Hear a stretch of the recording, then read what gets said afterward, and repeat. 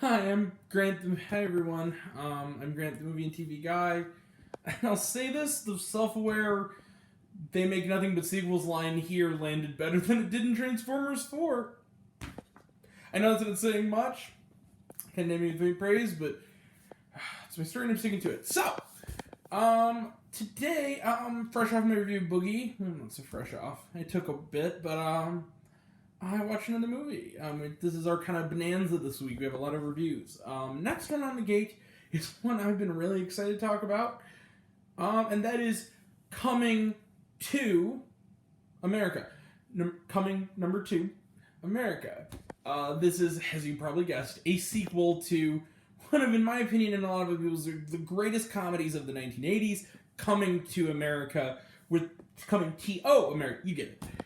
Eddie Murphy classic from 1988. It is 33 years later, and the gang is back. Literally everyone, even the actual chocolate guy, is back, and the guys in the barbershop are back, and of course, formerly Prince Akeem, now King Akeem of Zamunda, is back. Played once again by Eddie Murphy, among a few roles, as usual, all of which he played in the original as well. And it's been 30 years, just about to the day when the movie begins, to, spoiler alert for Coming to America, it's been 33 years, so what? Since his marriage to Leslie McDowell, who's now Queen, or not Leslie, damn it, Lisa McDowell, rather. I almost said Andy McDowell, I think.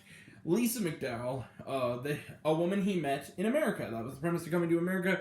Went to New York, fell in love with Lisa, took her back to Zamunda, and they got married. And had three young daughters, all of whom are a bunch of little badasses, who are extremely capable of being the heir. As the movie starts, this is not a spoiler, it happens within the movie. James Earl Jones is back for a brief spell as the king. He dies. And one of the funniest scenes in the movie, it was like a funeral.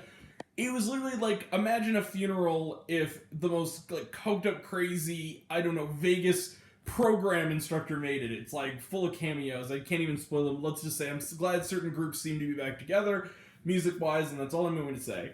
I was laughing. I was on the floor. It was the funniest scene in the movie. But he passes away, and now he needs someone in heir. But the problem is, Zamunda's very outdated, and only requires a son. Something he doesn't have, or does he? Because turns out during his initial trip to America 30 years ago, or 33 years in our time, during that time when he was speed dating a bunch of different people at a bar, he met Leslie Jones under very problematic circumstances, I must admit, and one thing led to another, again, problematically, and he had, a son. Don't worry, the problematic stuff is nothing that Eddie Murphy does. That's all I'll say. But he has a son, played by Jermaine Fowler, who is I like a lot. He's been showing up in some things. He had a kind of a cameo in Judas and the Black Messiah. He's also been on he was on a show called Superior Donuts. He's in this movie and he plays the son of Akeem. But here's the thing. Maybe the kingdom doesn't need a king. Maybe what it needs is a queen. Particularly queens that's badassery rivals even the women of Wakanda and Black Panther. So, Coming to America is a sequel, of course, and a sequel, but almost like weirdly a remake in an interesting way, like almost like a reverse Coming to America, in that the first film was about a guy from a fictional African nation who comes to America and falls in love with an American woman and is kind of a fish out of water in New York. This film is about a dude from New York who finds out he's a prince, comes to this fictional African nation where he's set to rule, and he falls in love with someone from there and is a fish out of water. So it's basically reversed, and it really the focus, even though Eddie Murphy's in the film quite a bit, is really on Jermaine Fowler. I mean this with wholehearted praise when I say this. This movie was really cute. I like Coming to America. But here's the distinction. I loved Coming to America, the first one. That's the difference. I really liked Coming to America. I'll just call it Coming to America 2. That's what it is. Fancy titling, punny. Coming to America 2. I liked it a lot.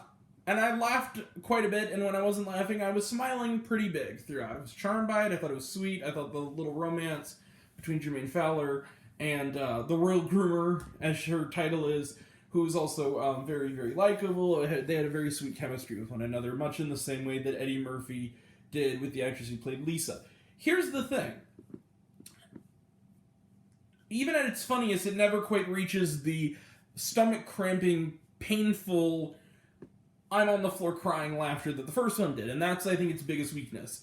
And I think the other weakness that I think is fair to say is that it really is just Coming to America again. It is one of those sequels where they just kind of do everything again, but at the same time, how do I put this? It's sort of like going to a reunion of a band you loved when you were a kid, 30 years later, and seeing them now. It would be like me going to, like, I don't know, the Backstreet Boys reunion or something, or, you know, I don't know, one of the singers died recently, unfortunately. It's like the Dream Street reunion tour, you know, something like that.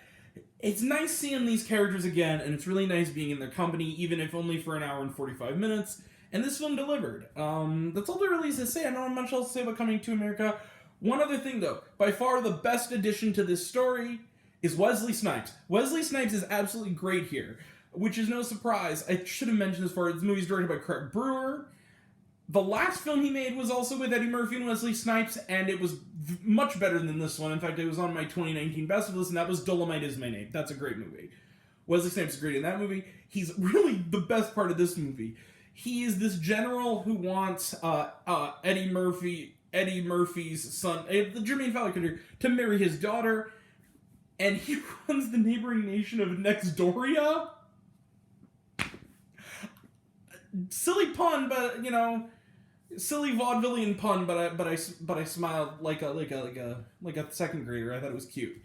And I also where they apparently have Dance Dance Revolution and story time with the kids.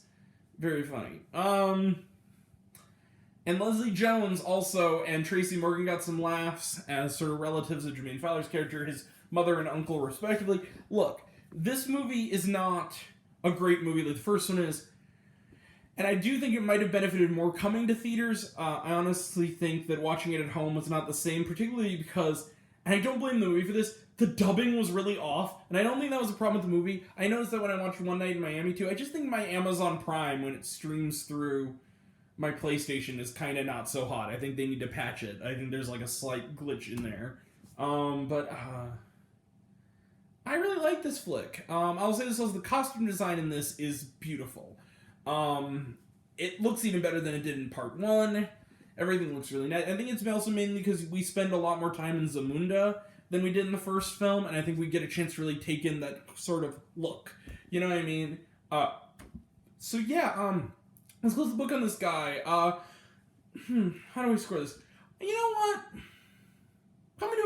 Coming to America, I'll give this guy 3.5 stars. It's a solid matinee. It's not perfect. It's definitely not the first movie.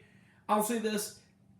But it was sweet. It was a cute little love story. It had good humor. Eddie Murphy, of course, and also Arsenio Hall, who I think, honestly, in this one doesn't quite get enough to do, at least as Semi, but he's good in the movie.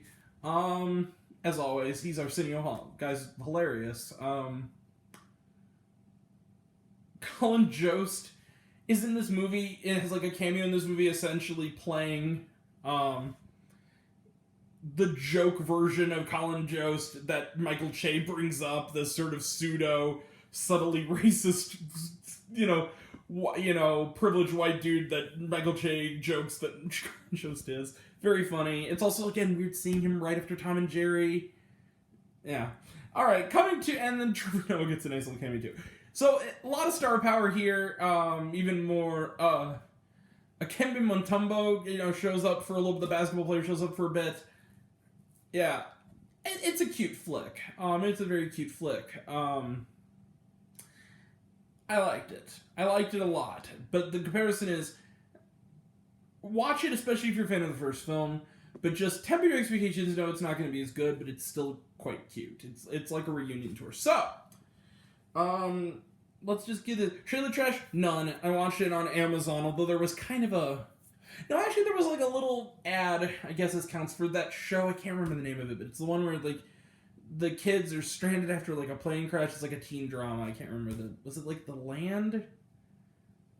The Lands? Something like that. I'm tired, y'all.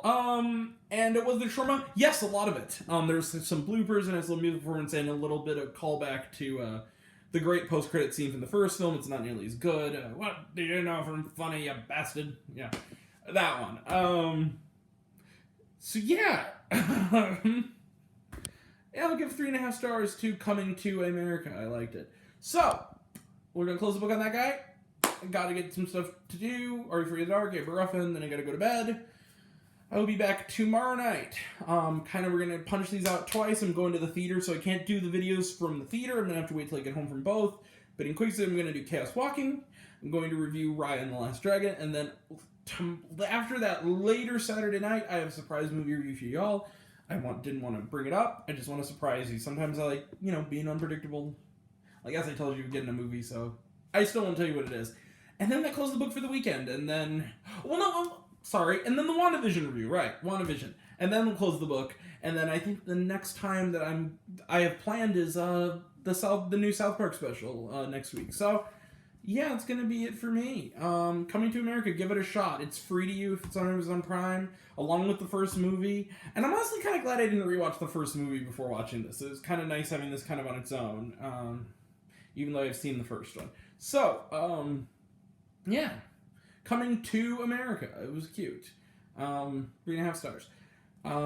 That's it for me. I'll see y'all next time. Until next time, Grant the Movie and TV Guy. I love you all. Appreciate you all. Be kind to one another. I love you all. Class dismissed, as Mr. Feeney said. And I'll love you 3000. I just love you guys. You guys rule. And I'm a goofus. So, until next time, I'll see you next time. Until next time, Grant the Movie TV Guy, I see it all and happy to share it with you. And, yeah. That Megan Thee Stallion song also bops in the movie. You'll know it when you hear it. Thank you all.